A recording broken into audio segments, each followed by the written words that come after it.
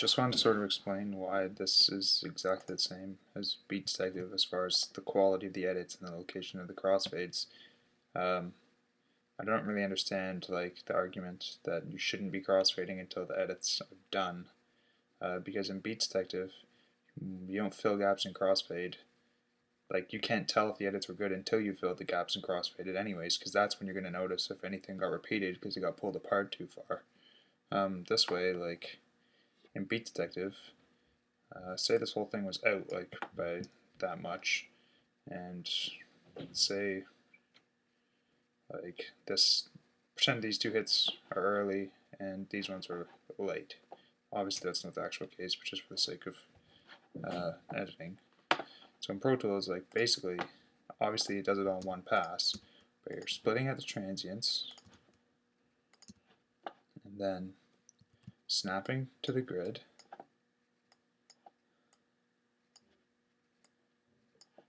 right? And then crossfading. So you're pulling back and crossfading like that, right? So this crossfade ends up these ones end up right before the grid, and this one ends up right before where that hit originally was before we moved it back.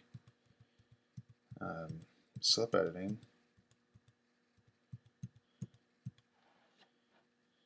I can just split and crossfade, pull this back, pull that back. And the crossfades end up in the exact same place that they were doing it the Beat Detective split, snap to grid, then fill and crossfade afterwards way.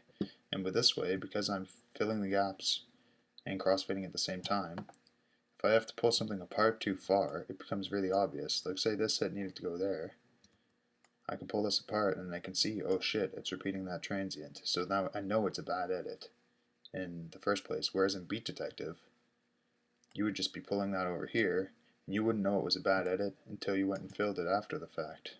So, I don't know, to me it makes a lot more sense to edit this way, where you can actually see visibly the quality of the edits as you're going. Obviously Beat Detective is faster for really simple stuff where everything's obviously going to end up in the right place anyways, but for a lot of really technical stuff, I find that Beat Detective is more often wrong than it is right, especially when you get into higher tempos with a lot of 16th notes. And it's no fault of Beat Detective, it's just the fact that there's, if you're at 200 beats per minute, the distance between two 16th notes is a lot smaller than it is at 140 beats per minute.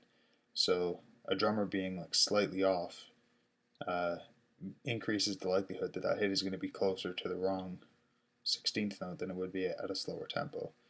So yeah, Beat Detective is great, but for anything where you have to end up doing a lot of manual editing anyways, I prefer to do it this way.